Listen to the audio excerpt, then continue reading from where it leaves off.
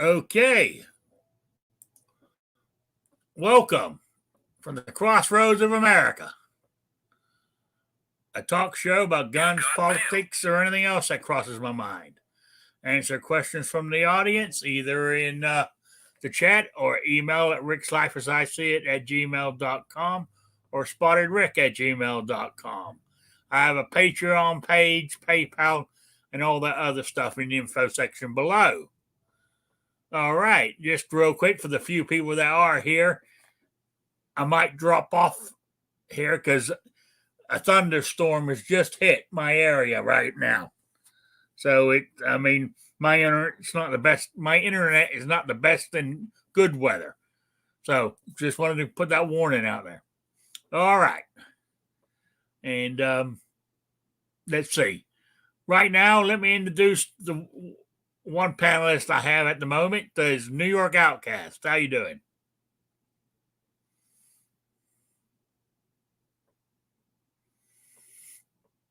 He is driving, so he might have. Oh, sorry, the mute button just wasn't working for some reason. So that's all right. Yeah, just about to start up and head out. So I'm doing well. Thanks for having me. Thanks for joining me. If the background gets too loud, definitely let me know. I'll try to stay muted. But obviously, if that's the case, won't be able to say much. But we'll see how it goes. All right. Okay. All right. Let's see. First in the room today was Tactical Fud, then Grim 90, Kevin in New York, Mystic Guns, 2 Live Moo. So everybody's starting to drop in now on this Saturday afternoon, and I really do appreciate it. There's a lot of stuff to do on Saturdays, and people spend it here listening to me waffle on. But anyway, I said it's a severe thunderstorm at the moment, so hope my internet connection stays.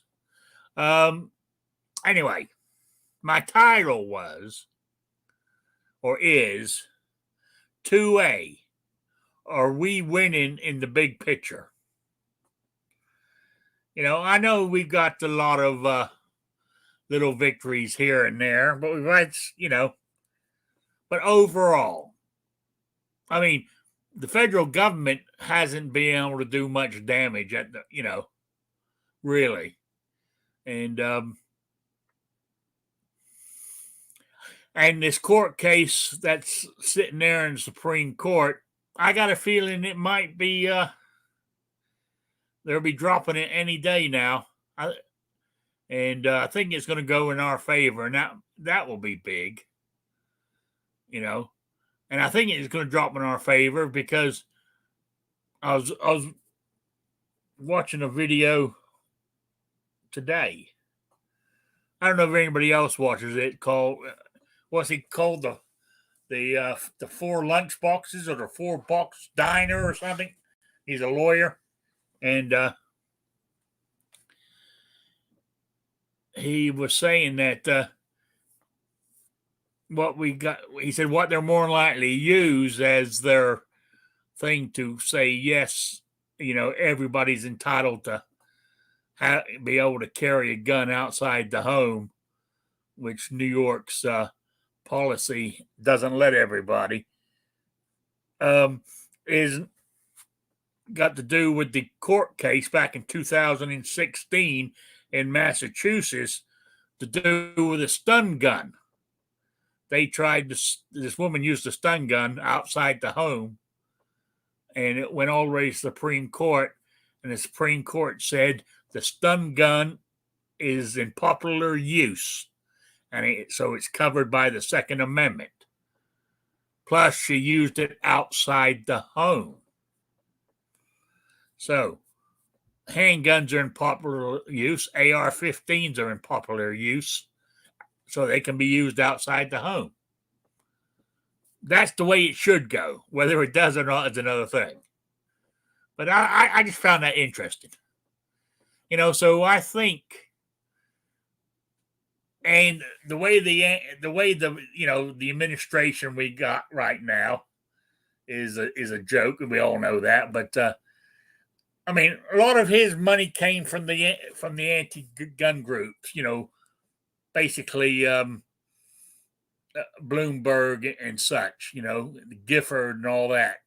He was paid for by anti-gun money, and so he has to try to, please. He's trying to please them, So whether anything will happen, I don't know. I got a feeling, mind you, the ATF has to be put in check. They are just an agency to collect taxes. They are not meant to be changing definitions to rewrite the law. That's not their job. So I believe somebody's filed a suit against them for what they're actually doing. So we'll see where that goes. But I don't know. Anyway, another panelist has joined us, and that's Guns and Barbecue. How you doing? Oh, just another day in paradise there, Rick. Might I say, my gosh, all cleaned up there. New haircut it looked like when you took off your hat. You got a hot date tonight, sir? No. Oh, you mean my short hair? Yeah, actually, I've done that myself, believe it or not. Don't take much but it's getting hard because of the arthritis in my shoulders, especially my right. It's getting harder and harder to get back behind my head, So I might have to start going back to a barber. I do it myself to save money. Same here. I actually bought a trimmer recently that actually has like a foil attachment to it. Yeah. So basically, it's like shaving my head with that. It's friggin' amazing. Yeah. So, yeah, I use just a regular old fashioned, that clippers that a barber would use. Yep. That's what Then I use, and of course, then I use a razor on my neck. I hope I get all the stuff back there. But I said it's getting harder and harder the older I get, and the more arthritis I get. So, we'll see if I can keep on doing it. So, I mean, before I was lucky when I lived in Rhode Island.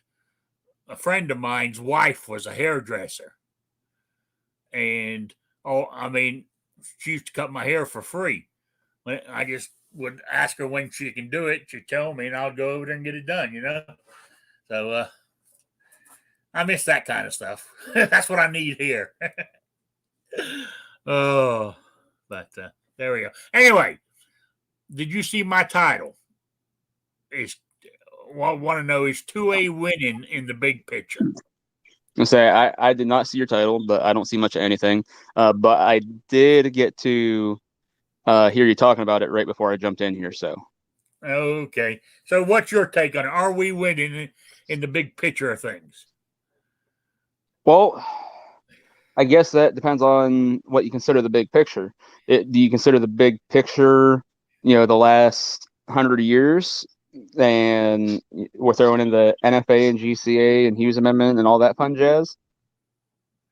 No, I'm talking as of for like the last, I don't know, since it was the Hughes, was that the 68? No, 86. Hughes Amendment was the machine gun ban of 86. Yes. Well, I shouldn't say ban, but nothing can be transferred after 86. That's right. Made after 86. Anything made prior to 86 is still transferable and all that fun jazz, but anything after, you have to be like an SOT and garbage like that.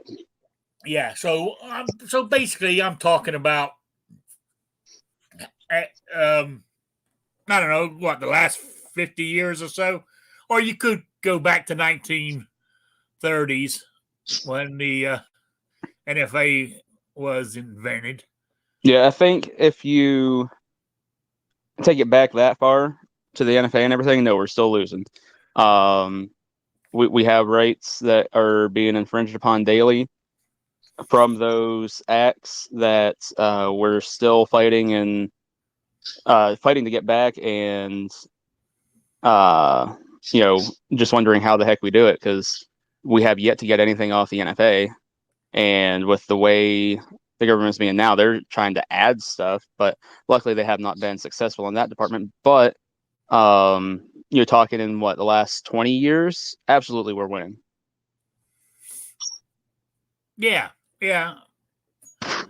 So, Yeah. and I think that Supreme Court, as I was saying, that court case we're waiting to be heard on, I think is going to go in our favor too. I think it's going to drop June 5th. You think so? Yep. All right. But barbecue's calling it. Mark it on your calendars. All right. What I want to know is, I mean, have they made a decision whether they're going to pick up the magazine ban? I know they were putting it on their, conference list, but I don't know how further it got from that. Yeah, they haven't made decisions on any of that yet. The assault weapons ban in Maryland's also on the list. So there's a few things waiting to go before the Supreme Court. It'll be interesting to, one, see if they even take it up, but two, if they do, be really interesting to listen to the arguments made when that rolls around, and then see what those dissents are at the end of the day. Yeah. Oh, we've been joined by another panelist, Squib Load. How you doing, Squib? Here making extra tax revenue. All right. So, I'll ask you the question. 2A, are we winning in the big picture?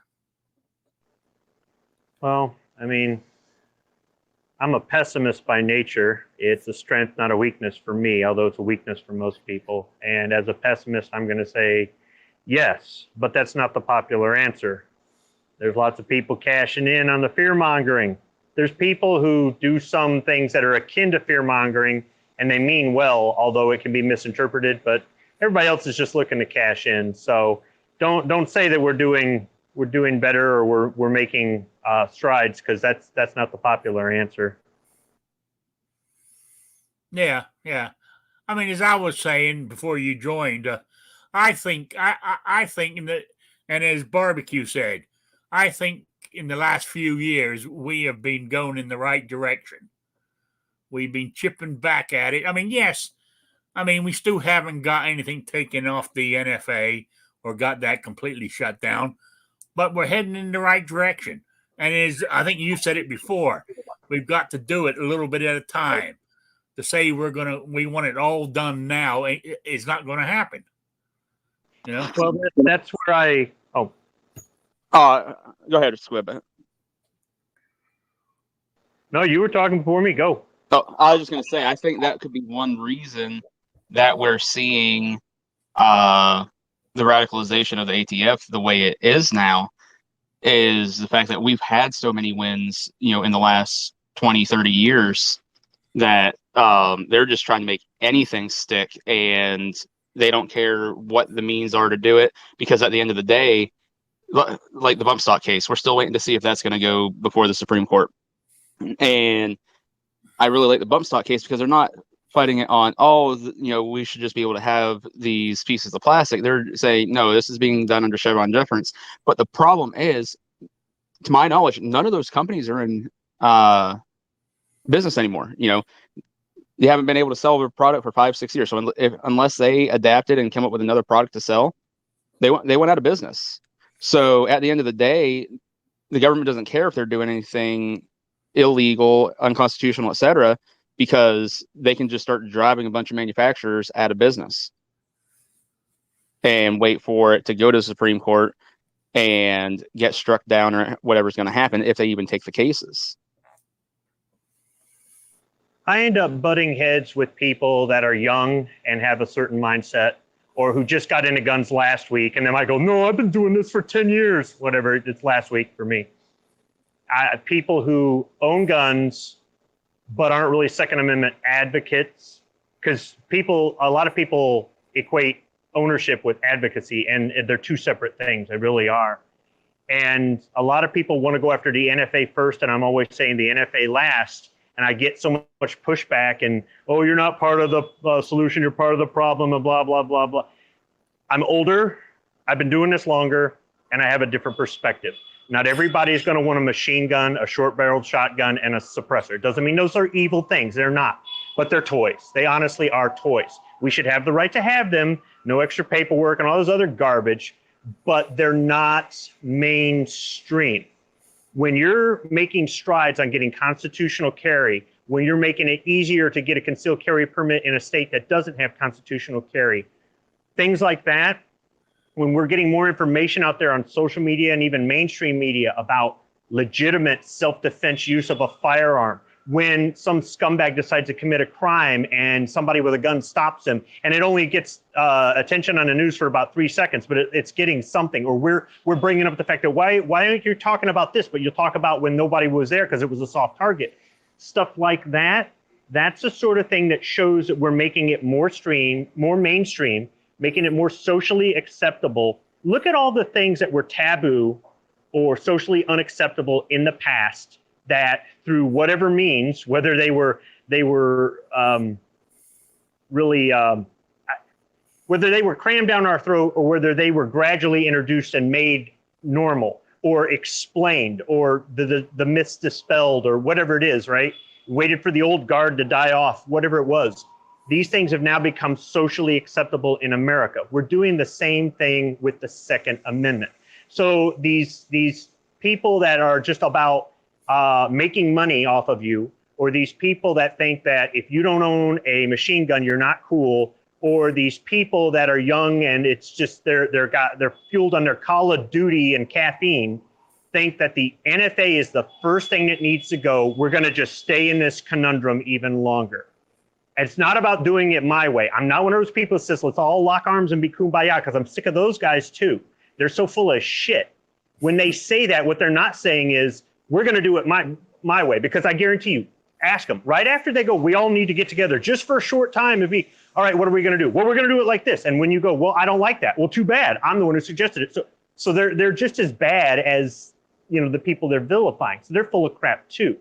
It's simply a matter of making this where it's mainstream. When you know somebody who carries a gun every day and they're not looked at as a radical, when you know somebody who has guns and it's not just for hunting, when you know somebody that used a gun to protect themselves, even if they didn't fire a shot, when that becomes more commonplace and mainstream, you'll see it become socially acceptable. And other things like the NFA will fall at that point. And the people out there that are going, we've waited too long. Dude, you've been doing this for like 2 weeks. Don't say we've waited too long, okay? If you were around in the 1930s, you could say that. But no, don't, whatever.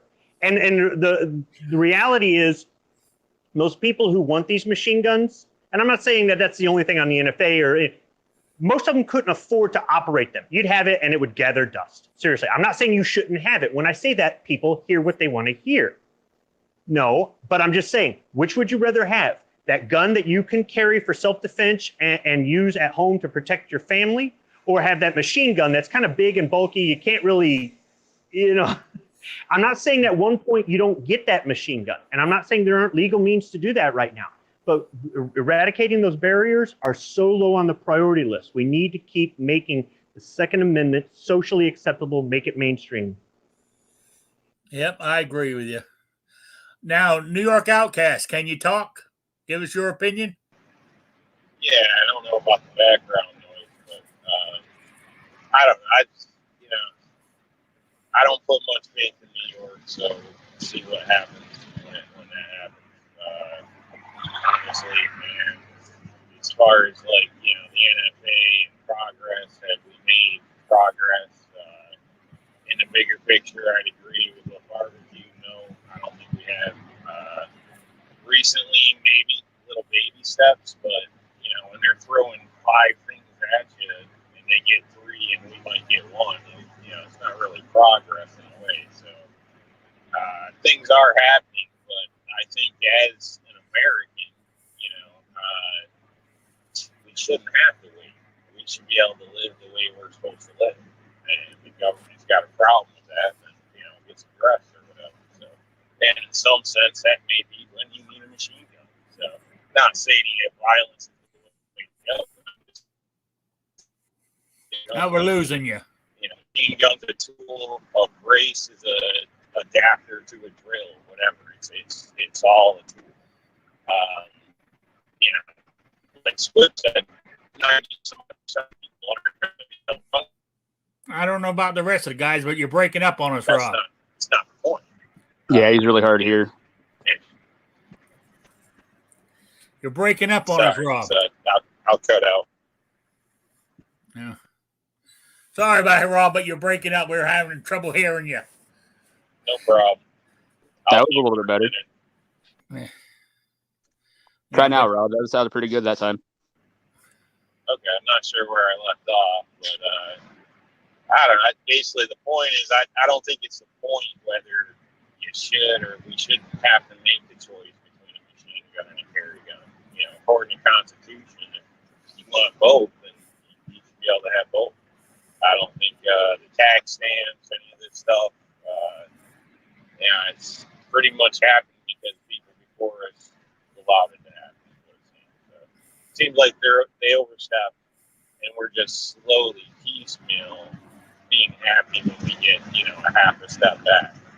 So I realize it may never just get wiped off the table, but, in the end, I don't think as a true American, the born American, that this should be put upon us the way the government has. It's pretty clear. The rules were there for them, and they just did whatever they want to do. All right. Yeah, I mean, what was I gonna say on this? Yeah, I believe though. As I said, I believe we're winning. Slowly but surely. And be honest with you, if you don't want to own a gun, that's fine. That's your choice. But don't stop me from doing it. That's my biggest gripe, I think. But if you don't like them, you don't want one, that's fine. That is your choice. But I don't think what you want should affect me and what I want. Exactly.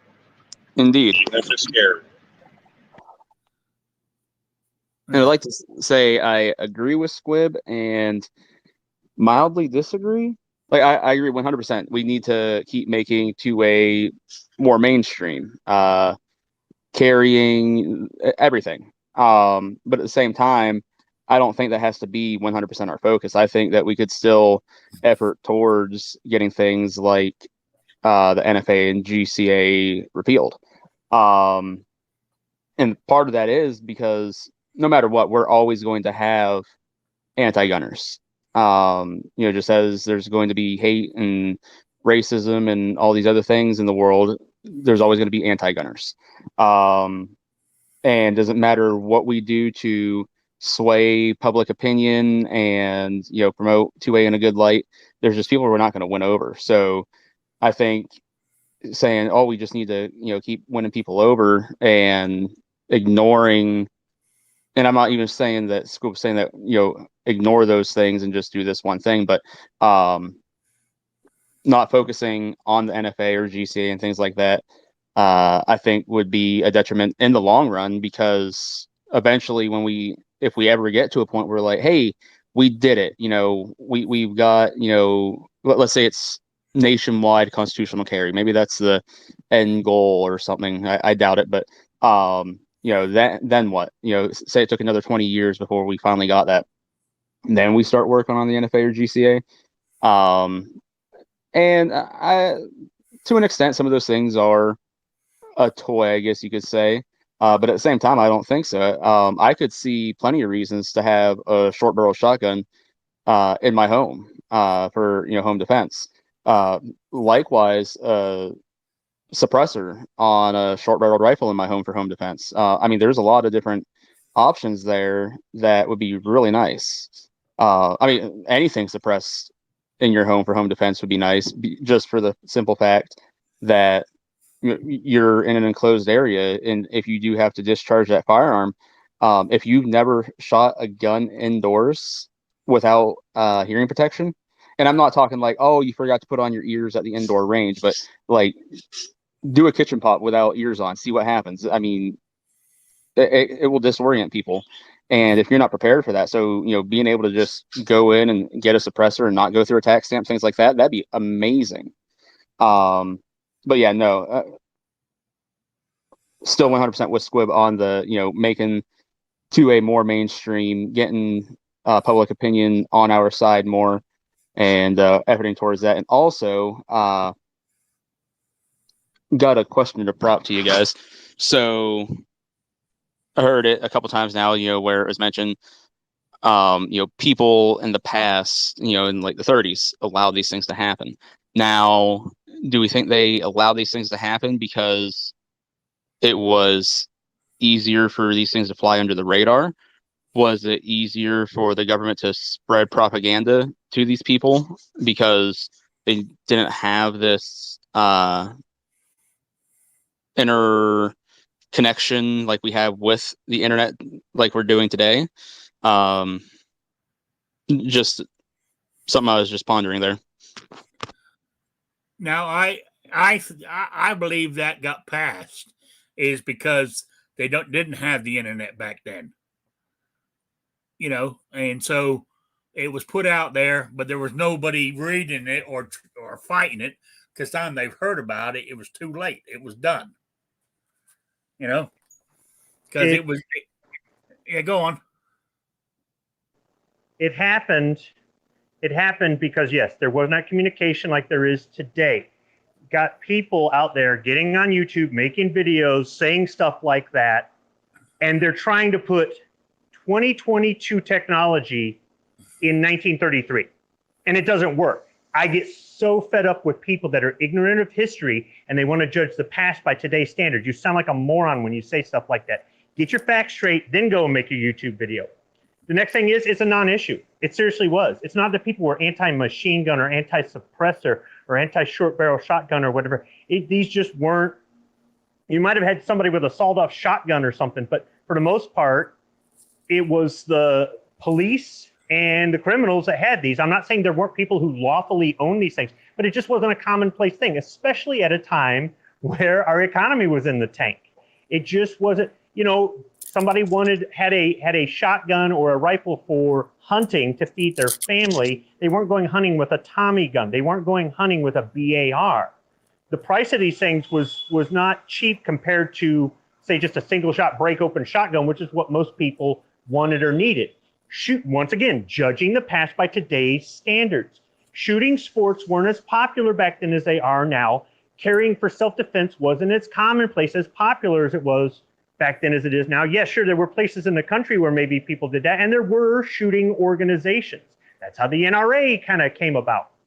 And the NRA, as much as people want to vilify them, saved our ass when the NFA went into effect, because they were going to put handguns on the NFA. You were going to have to pay a tax stamp to have a handgun, and the NRA is the one who said, no, that's going too far.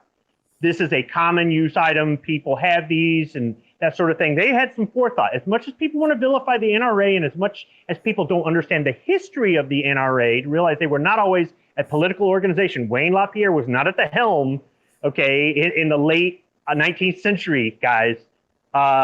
So when this came about, yes, the NRA was the Rand Corporation for this sort of thing. They were the ones that were the think tank. They were the ones providing a lot of the information and data and influencing things, but they weren't solely responsible for it.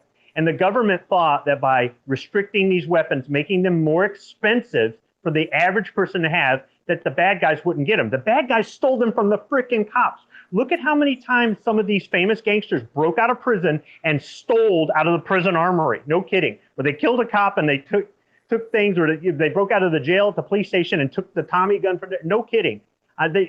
You could buy a Tommy gun at certain hardware stores. They didn't have the 4473 and all those, but how many people could afford that thing, let alone the ammo for it back then? You have to use some common sense and understand history.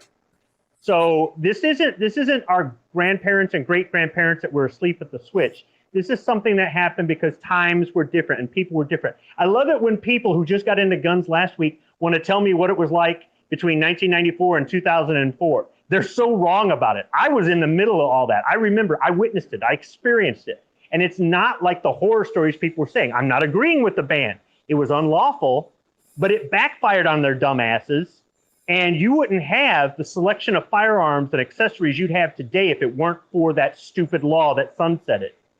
So when I have somebody tell me what it was like when they weren't around, it kind of irritates me, because there are resources to find out about these sorts of things, but people don't want to do critical thinking. They don't want to do research. They just want to parrot what some YouTuber with 100,000 subs said, because they're just looking to take your freaking money.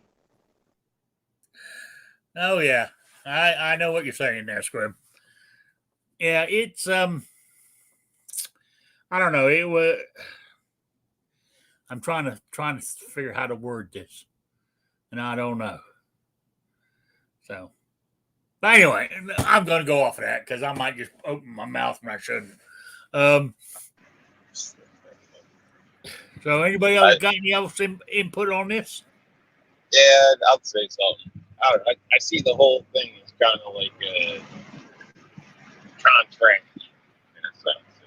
It seemed at some point, people got in place that decided to step over the bounds, and people never tried to breach a contract or dealt with it. So I do know, so they say back in the old days, people were somewhat held accountable, and now that just doesn't seem to be a thing in the government. You want to consider resigning with a full pension, government, covering health care, all that stuff, and cushy job at some organization, punishment, then I guess, maybe they are punished. But really, a lot of it is just, seems like we let them get away. Not saying somebody was necessarily asleep at the wheel at the time, maybe people trusted more, there was probably just radio ads, but I don't know. Basically, they breached the contract, so but we just pretty much allowed it to happen. So that's kind of how I see it. I don't know. I'm not trying to put blame on anybody's grandparent or anything like that as an individual. So as we all know, lots of us actually go and do things and others don't. It don't always work out in our favor. So You're fading out on us. Try. That's all I had. All right. Well, I have Go on. one more to add to it. What Guns and Barbecue said, that's not what I was saying. If he interpreted it that way, that's not what I was saying. I'm not trying to start an argument or anything here, but it's that easy to misinterpret things. I didn't say we should just ignore the NFA and let it go for 20 years. I didn't say that. But there are lots of people out there that jump on social media and, man, all they care about is getting their machine gun or their suppressor or their short barrel rifle. They don't give a shit about anything else. And they're not thinking strategically. I'm not saying we just abandon it, but I'm saying we have limited resources. And there are people that want to dump 100% of our resources into the last thing we should be dealing with. And if by calling it the last thing means you think I'm ignoring it, I'm not. But I'm not willing to dump a majority of resources into it. The other thing is trying to win people over. No, I ain't trying to win people over. If I did that, I'd have some bullshit e-begging YouTube channel like so many other people. I most definitely don't try to win people over. I'm not trying to change your mind. You're going to change your mind on your own, or you're not going to change your mind. I don't give a shit, but I ain't trying to win nobody over. You shouldn't have to win. It's the original deal. No, I didn't think that. Well, I wasn't 100% sure, but I didn't think that you were saying, just ignore the NFA or anything like that. That's why I had prefaced it with like, I'm not saying Squib said this because I didn't think you were. But so what was the words you used exactly when you, because I said, sway public opinion. I said make it more mainstream. I probably should have said normalize it. That doesn't necessarily mean, you might look at that as sway public opinion, but for example, homosexuality was not socially acceptable. It wasn't mainstream at one point. Now it is. That doesn't mean I agree with it. So you might still say a gun isn't for me, or I don't know how I feel about somebody carrying a gun in the grocery store. But when your cousin and your uncle and your neighbor and your coworker all do that on a regular basis, you might go, well, it's not for me, but I guess it's okay now. That's not me winning people over. Maybe that's the way it's interpreted, but no, I'm not here to tell you, you're going to do this and you're going to like it and you're going to accept it and you're going to agree with it. You're going to sign here and you're going to, no. But now it's like, when they report, okay, this is interesting. If you ever notice, when they do report a self-defense shooting in the news, whether it's somebody at a podium talking about it or whether it's a reporter talking about it, they always go, and they had a concealed carry permit. That should never be a fucking thing, right? So that needs to go away. You know what I mean? And that's what I mean by normalizing it, where it's like, well, we have constitutional carry, so who gives a fuck if he had a concealed carry permit? He protected 15 other people that day. That crap bag, for whatever reason, decided to go into this soft target, and suddenly it wasn't soft anymore. So when that's more socially acceptable, it still doesn't mean that you're winning people over, but I could see how you might interpret it that way. It's just like, when I try to talk about the NFA thing, I can understand how it gets misinterpreted. You got some young hothead who wants his suppressor and thinks that's going to make him a man. It's like, dude, you can't even hit the broadside of a barn, let alone, you got the suppressor. Great. You can't take it anywhere because you didn't build the infrastructure first, because they're not thinking. They're thinking with the head downstairs, not with the head on top of their shoulders. So I get upset when I see us waste our efforts and I see so many people go off in a direction where, yes, the use of your energy and your passion and your money and everything is not completely wasted, but you're trying to put a weight up on top and you have no foundation below to support that weight. So when you get that weight and it falls through and crashes and breaks into 1,000 pieces, you'd be like, what happened? What happened is you didn't build the infrastructure first. And that's more what I'm talking about, more so than winning of hearts and minds and stuff. Yeah. But I think to mainstream it, I mean, you have to win over hearts and minds. If you use the example of homosexuality, if it wasn't won over in the hearts and minds of people, while that's not saying that people are like, oh, I think I'm gonna, go and friggin' have my door swing both ways or whatever the frick they decide to do. They can still go, you know what you do in your bedroom is your business. What do I care? And that, and there's a day where people would have just been adamantly against that. And I think a lot of that was for religious reasons, and you can get into the religious discussion on its whole own thing. But at the end of the day, if we are going to make 2A more mainstream, I think in reality, we do win over people's opinion, whether that's the intent or not. That's how you make something mainstream. While that's not saying that we're saying, hey, you have to have a gun or anything like that. That is people going, you know what, I would have had a problem with this before, but because I see what it is now, whatever, it doesn't affect me. I don't have to own it, but it doesn't affect me. So yeah, but it's, there you go, Rick. Your next show. What does it mean? Winning over the hearts of minds, or winning in the court of public opinion, or making things mainstream, or making something socially acceptable. Shit, we can go down a whole list of phrases meaning the same thing or similar things, right? Synonyms. Yeah, we could, but I tell you what, what's going to be hard? The hardest thing about getting rid of the NFA, right, is you're taking money away from the government. They get that $200 tax fee. I mean, how many people are applying for suppressor? How much money do you think they're making out of that a year? Not as much as they were making back in the 1930s and 40s. $200 today is the same as what it was back then. That was a lot of money. If they said, we're going to adjust it, oh no, I better not say anything. The ATF will get an idea. But if they were to adjust it for inflation, it would be very expensive today. The reason they created it, some people, like I said, ignorant of history, they created it so they were saying, we're not banning it. We're not banning it at all. We're just going to make it expensive for you to have. Therefore, you're not going to want it. Okay? They're going to tax it out of existence, like trying to run an FFL out of business or something. So $200 today is nothing. There are people that go, I can't afford a $200 tax stamp. $200 is nothing.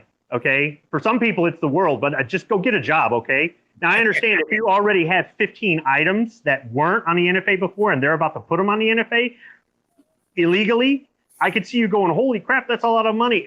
Okay, still. But I'm not saying I agree with it. By saying that, I'm not saying I agree with it. I'm just saying that it just depends on your perspective and your understanding of why the law was created and what $200 was worth back then.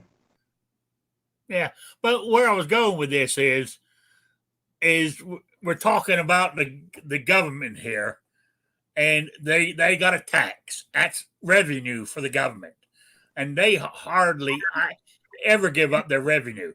I mean, even like here when Indiana, actually, it starts July 1st, our constitutional carry. I mean, the biggest upset was the police chief because he wanted his cut of the $15 that he got for every fingerprint that was taken and we had to pay for. He lost his money. That's half the issue.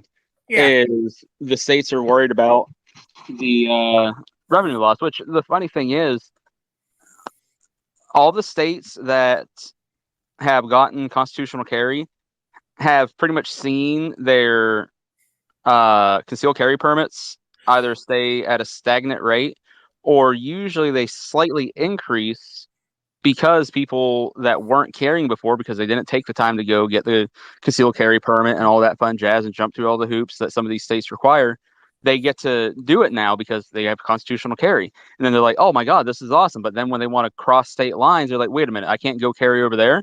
Why not? Well, because there's a thing called reciprocity and stuff like that, and you don't have a concealed carry permit. And then they're like, oh, stuff, I really like doing this, so I'm going to go get my concealed carry permit. Yeah. Now, see, there's a good example of making it mainstream, in my opinion, as opposed to winning over their hearts and minds. This was a non-issue for them, but then they're like, hey, I kind of want to give this constitutional carry thing a try. And then they find out and they're like, wait a minute, this is a law? Yeah, guess what? There's 1,500 other laws that don't make any sense. Really? I never knew before. Okay, well, now's your opportunity to learn because you have some skin in the game, But okay, on the local level, the county and the state, somebody might be skimming money off the top and it might be a little bit easier. But I want you to think about this. And Rick, you should understand this better than anybody. You were a federal employee at one point. $200 to the federal government. I bet they spend more than $200 to process the damn tax stamp than they do. You know what I'm saying? How the federal government works? Yeah.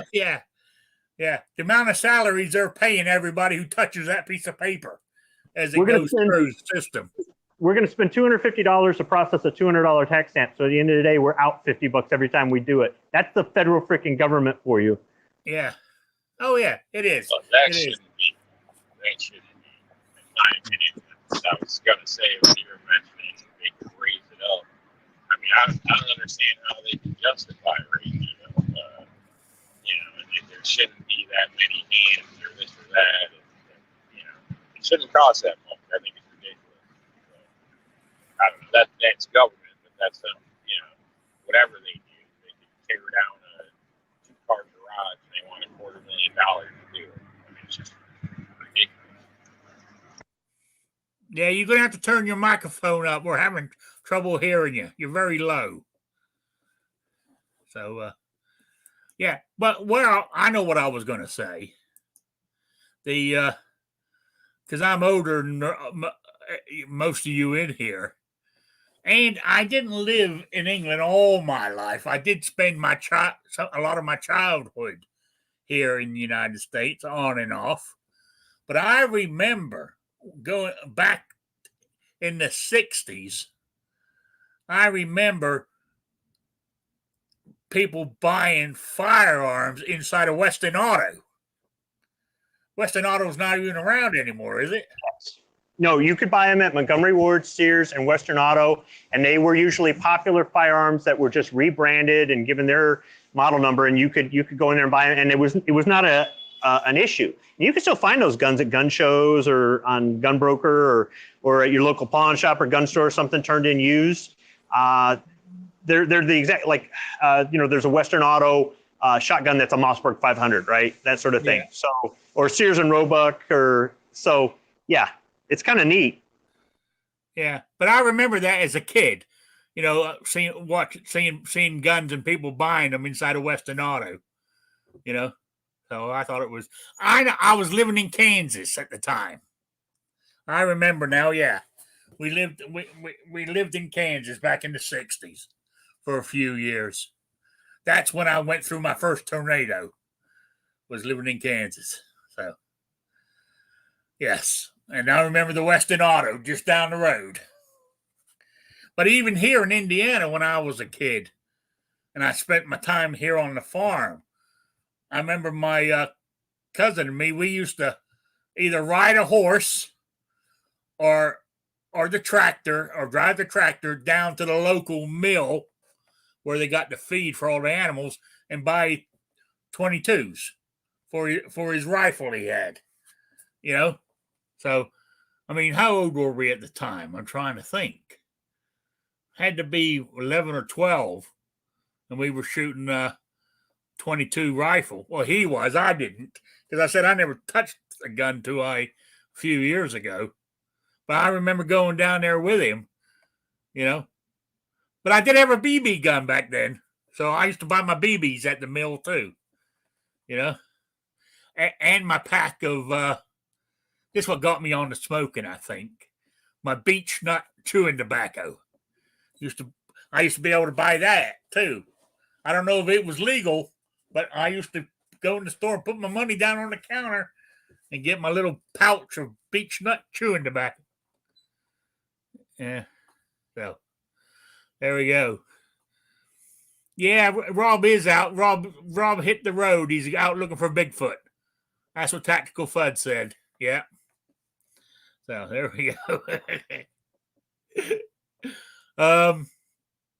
Yeah, so they were back in those days. That was, that was a lot. It was a simpler time, but it goes back to stuff was happening in the country and the laws being made and stuff, but you didn't have the internet. I mean, today, the internet or social media, whatever you want to call it, everything is known instantly 24/7 thing, and that's I don't know if it's a good thing or a bad thing. Not just everything's known, but there's people's To what? opinion on everything almost instantly. When you look into something, you get a lot of different, it can be altered a lot quicker nowadays too. So, a lot more misinformation. No, yeah. So Almost information overload, and then you got to cycle through it, and then it gets to the point where you're picking and choosing what to believe, and then honestly, is that really good? Rob, if you had a new truck, they got a built-in mic over the driver and passenger seat. They got this big digital control panel in the middle console that lets you control the phone and the volume. If you don't want to reach over there, they have dual controls on the heated steering wheel. Just saying, man. He's not going to do that. Yeah, he might buy yours, Squib, when you finally sell. Yeah, when I turn them in, they're ready to go to the junkyard. So yeah. I'll give it away.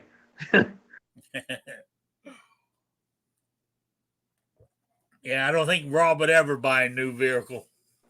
When I sold my Dakota, I had that thing on Craigslist, and it wasn't running. And I had different people come up to me, and we would show up to take a look at it. And I want to say I was asking for like $1,100 for it or something.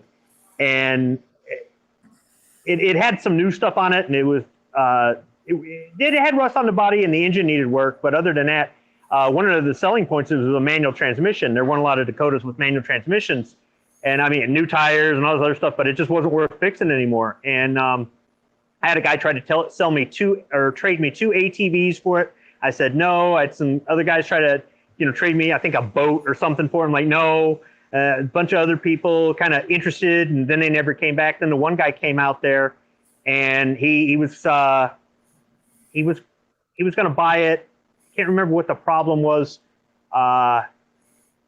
he talked me down to like $900 on it, and then he had trouble getting it towed out of there, and he was afraid somebody was going to come in and buy it off of me.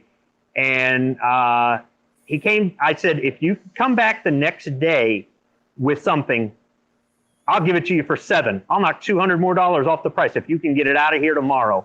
That next morning, he was there with his buddy, a pickup truck, and a tow dolly. And he said, are you sure? And I'm like, dude, you're the first guy who hasn't tried to trade me some broken down piece of crap for this broken down piece of crap. Just have it. And then I handed him 2 boxes of brand new parts for the truck, and he texted me later to let me know what was wrong with the engine and how much work they put into it to get it running.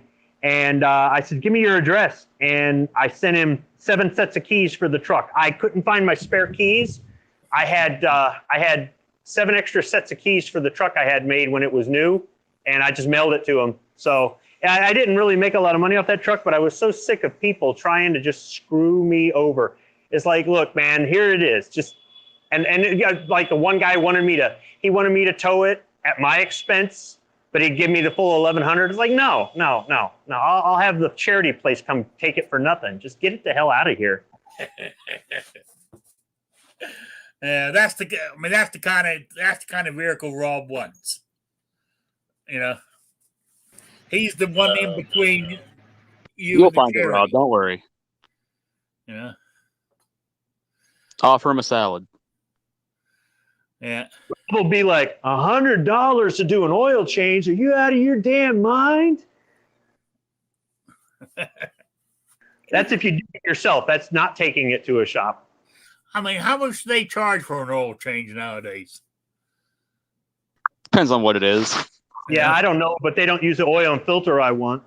That, and really they plan on, if you're going in for an oil change, they plan on you being a dipstick that they're just going to be like, oh, well, it needs a cabin filter, or it needs a new air filter, or your rotors are starting to get bad. They're going to try and upsell you on everything else. They're not making any money on those oil changes. Yeah. Oh, yeah, I know that. And I remember years and years ago when it was only around $20 to get your oil changed. I'm an old guy. I told you. I would say just do me the oil change. That's all I want. I don't want anything else. Yep. And a lot of times they going to sell. You need an air filter. I said, okay, how much? And they quote me some unbelievable price. I said, no, thanks. Then I just drive down to the local AutoZone, go pick one up. Nowhere near that, real cheap. Think you robbing bastards. But that's how they make their money, as you said. It's selling other items. Well, that's like when I bought my Cruise. The first, I think, 2 inspections, annual inspections were free or something like that. It's like, cool. So I'm on the road, so my fiance at the time takes it in, and she calls me because I know the car doesn't need anything. I was like, you should take it in. They should inspect it, put a new sticker on it. You drive away. She calls me. He's like, it costs $75. What are you talking about? It costs $75. Oh, they said it needed a cabin filter. I was like, what? So yeah, they said it needed a cabin filter. I was like, did they show you the cabin filter? Like, did they? She's like, oh yeah, they brought this filter out and it was real black and nasty looking. I was like, no, did they show you the empty hole where they had taken out our cabin filter? No, I was like, yeah, because they just have a friggin' filter out on the friggin' shelf and took it out and like, yeah, this is really bad. You need to have this changed. I was like, the car doesn't even have 20,000 miles on it. There's no reason the fucking cabin filter need to change. Yeah, like, that's for real. That shit is for real. When I was in trade school, they taught us tricks like that to scam customers. Oh yeah, technically, depending where you drive the car, it could be dirty. It could be, and some of those are a son of a bitch to get to. So, and that's what I told her. I was like, $75. They did it in like 10 minutes. Then no, something's wrong. I told her, some of those are a lot more difficult than they should be. But, there goes you. Depending where you drive, your filter could actually get dirty fairly quick. So dirt roads, things like this. If there's a lot of construction in your neighborhood, you may may not notice the dust, but it's there, and it ends up, sucking in. So, but years ago, I worked in one of those places. They do try to upsell everything. So keep that in mind, and it's all, give you a complete flush and all this, and they stick their finger in the throttle bottom. Yeah, we lost you on that one, Rob. And basically, they'll go ahead and flush it. So so we say we throw a little 3-part magic chemical through, and then by the time you get home, stick your finger in there. It's the same. It looks exactly the same. So, beware. I just, like Rick said, take notes, and I hate to say it, but Walmart's the cheapest place for air filters. So, bet cheaper than the auto store. There you go. You heard it from Rob. Buy them damn cheap Chinese-made Fram air filters at the Walmart? Oh, hell no. Oh, that gets me. If you guys watch that commercial, the Walmart commercial where they're saying, "Can a corporation change the world, make it a better place?" And it shows them planting trees, putting solar panels on the roof of their stores. And I'm thinking, you're doing all this, but you got a goddamn store full of goddamn Chinese shit. I use Walmart, I know, but what I'm going is, I think it's hypocritical. We're doing all this, we're Chinese are pumping out so much pollution. Whatever you're doing to make it better doesn't even scratch the surface. They do have a lot of American-made stuff at Walmart, though. Maybe not in the automotive department per se, but they do. But if you want some of the more premium brands of car parts, you got to go to like the mom and pop auto parts stores. But also, as a kid, wasn't Walmart? One of their things was it was American made. Yeah, that's how they started. All the commercials, the signs hanging in all the aisles. Yeah, I thought so. That's how they got us.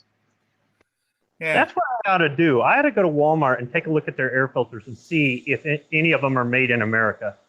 I got to tell you, though, right before the Koof hit, I was actually going to go into Walmart, back when they were 24 hours and they were fully staffed. I was going to go in there at like 2 or 3 in the morning when there was anybody and walk around and grab an item from every department that's made in America and check out and make a video out of it showing all the different American-made things you can buy at Walmart.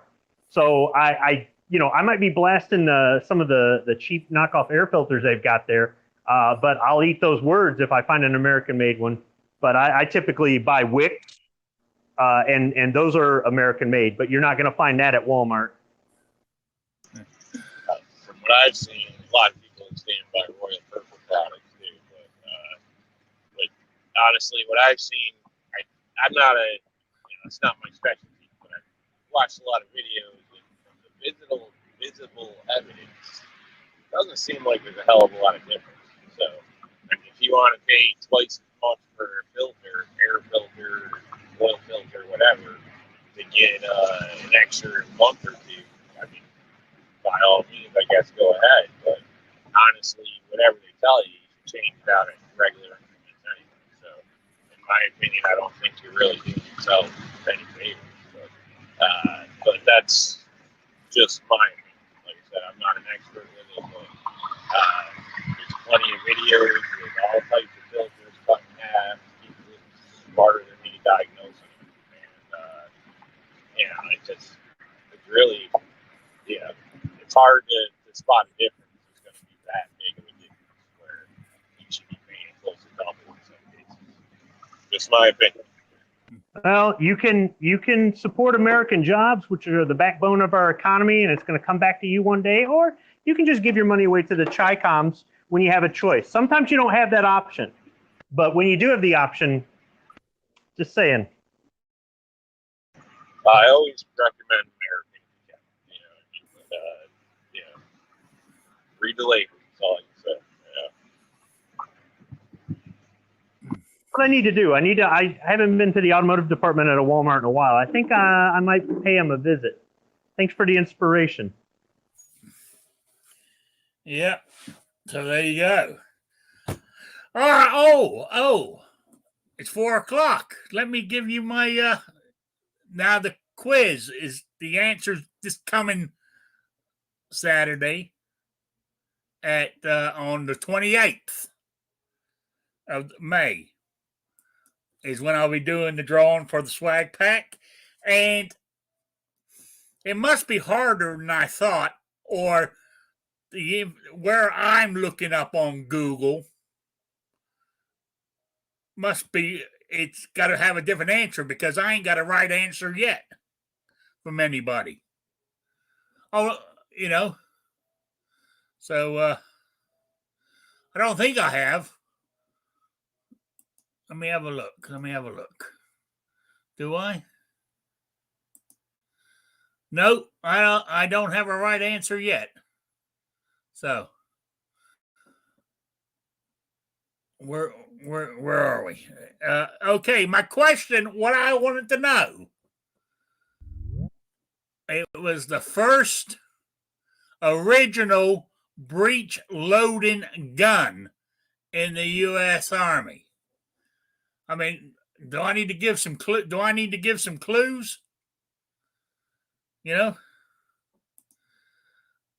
Does that mean my answer was wrong, Rick? What? Does that mean my answer was wrong? Let's have a look. I think it was.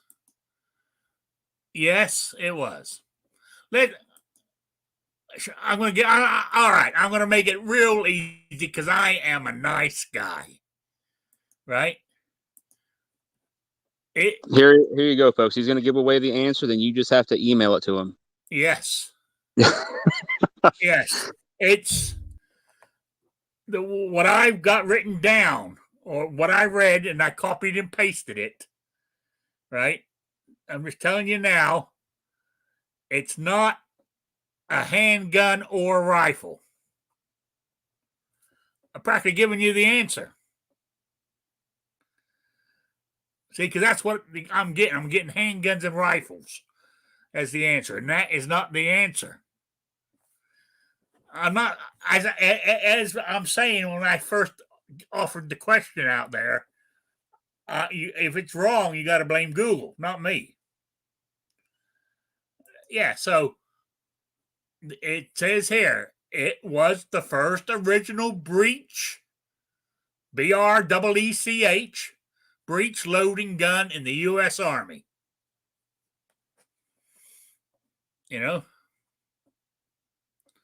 So, there you go.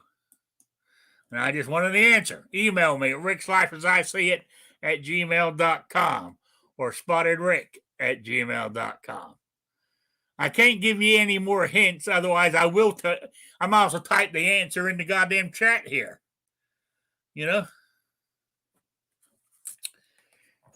So there we go. So you're all look it up and send in the right answer for the swag pack. Yeah. Oh, I mentioned Wednesday that I was going to go shooting. On Thursday, I shot but like the time before, I only shot 2 or 3 magazines. It's not that, and I wasn't feeling that bad. It's just that I didn't want to waste the ammunition, which sounds pretty bad considering it's my, it was my carry gun I was shooting, But I don't know. I'm just, I don't know what's making me feel this way that I don't want to waste the ammo. I mean, I've got powder, I've got brass, I've got primers for pistol. Not many, but I got some, and I got the bullets. So I got everything I need to reload them. But I just don't want to. I just don't want to shoot them. I don't want to waste them. So. Can you mail primers in the mail? Like, if I seen some in the store, I just throw them in. No. Theoretically, no. Theoretically, no, because it has. It's a hazmat item. because it might explode. You know, That seems as I doing said, so would be a you know, felony offense or something like that. technically you're not meant to. You know, Could you do it like through I don't know, one of them FedEx stores or something? yeah, you can I do mean, it through. yeah, one of them. Yes, FedEx. I believe FedEx is the one that carries their carry. You know, that kind of. They're the. I'm not sure. I don't think UPS does it. I think it's FedEx is the one that does most of the shipping for that kind of stuff. If you go in there and you tell them that you have hazmat in the box, more than likely they are not going to ship it for you. They're going to pick it up if you have a license and an account and stuff like that. But if you go into the UPS store or Kinko's or whatever with that and say, "Yeah, man, I've got some primers in here," or whatever, it's not that it's illegal, but there's a whole bunch of extra stuff that comes with hazmat. When you order this stuff off of like Midway USA, on top of paying shipping, you also pay a hazmat fee. So, Well, yeah, and that's the same thing that would happen when you go into FedEx, though. There's actually a special sticker that if you're going to ship ammo or anything, you actually have to have on the correct. ammunition when it ships, which, Yeah. I mean, it's just going to be an extra cost. But I'm saying that some places might not. Some places might not. It's like trying to ship alcohol. You're not allowed to do that either. So I'm not saying don't declare it when you go to ship it, but I just, especially being in New York State, they'll lock you up and throw away the key, dude. I was gonna ask, do you legally? Because now you're not dealing with any kind of Put it this way, dealing with a private company. I would. Do you have to tell them what you're shipping? I mean, is it really their business, or do they ask you and you got to click like yes or no, kind of like the post office? If I was going to ship primers, I mean, as I said, if you declare it, you're in trouble. If you don't declare it and get caught, you're in trouble. You know, so it's up to you. But when you live in New York, I would definitely go to a different state to mail it. Oh. Rick, why don't you just order some off the internet and have them shipped in? Because well, you're right. But at the moment, I've only found them. I found some that was, I think it was $80 for 1,000. Yeah. And to be honest with you, at the time, I didn't have the $80 to spare. Put it on your credit when card. When I looked again, the minimum was I had to buy a case of 5,000, I think it was, or something like that. So, and they wanted some unbelievable figure. Then, when I found them again at that price, $80. I got $80. I typed it in there. I said, well, I got, I got a little bit extra to pay the hazmat and all this. But then I do everything. Then at the end, it goes minimum order $400. I thought, God damn bastards. That's why I haven't done it yet. The way you burn through ammo, that wouldn't take very long. Might as well just pony up. Yeah, I know. I might try to buy some this next, when my next disability check comes. Why I'm feeling rich, like I'm a one-day millionaire, I might just go ahead and do it. So, yeah, but I mean, as I said, it's a matter of finding. I don't find it that often on the internet. Maybe I'm not looking at the right sites, So, but it's got to get. I mean, is it more available up in your area still? Yeah, but I mean, but I've seen. I mean, it's not like they have every size all the time everywhere. But yeah, it's still. I see it off and on online. Yeah, like you say, you go in one day and they got plenty. You go in the next day, they don't. You just gotta keep your feelers out there and be ready to jump on it. But I mean, once again, it goes back to you chose to live in the sticks, and now driving to a store that has them is a 3-hour drive. It isn't worth the fuel. So I don't know. Yeah. Oh yeah. I mean, it's maybe I should break down and get me a piece of plastic that when it does come up, I can give them that to cover the cost.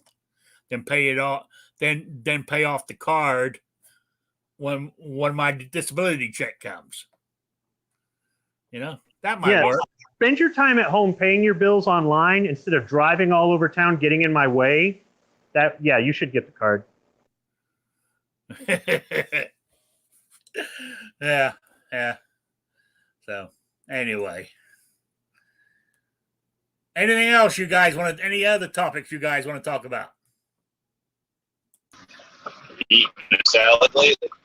Yes, actually, I did yesterday at Deb's Diner, because on Deb's Diner they do the buffet, the main course.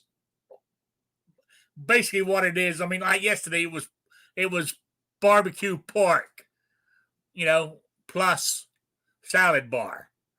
So I said, all I want is the salad bar. And they said, okay, no problem. So I went up there and made my own salad. So there you go. I had a salad yesterday. Cost me $8. But it was all I could eat. So, I mean, I filled that plate up. It was overflowing. So there you go. I should have taken a picture of it and sent it to you. I didn't think about it. That's what I should have done. Damn it. Right. Well, next time I do it, I will. I'll take a picture of it, prove it to you guys. But I did. I had a salad yesterday. It's got to be in a bowl. You can't just be walking by it on your way to the ice cream. Yeah. But I did put light Italian dressing on it, though. That was my downfall. But I mean, it was just pure vegetables. I had no meat on it whatsoever. It was just lettuce, tomato, onions, pickles, peppers, and actually there was some chopped up egg. I put that on there. There was no actual meat like ham, chicken, or anything like that. It was just all straight vegetable. I was quite proud of myself. I use Italian a lot. Honestly, I think a lot of people are funny about, I guess it's a minute granted or whatever. But honestly, calorie-wise, health-wise, I think it's a lot better than grounded in ranch or French or this or that. I mean, I guess, if you use something else, at least if you need to, would be ideal. But I've seen some people, it looks like almost like cereal.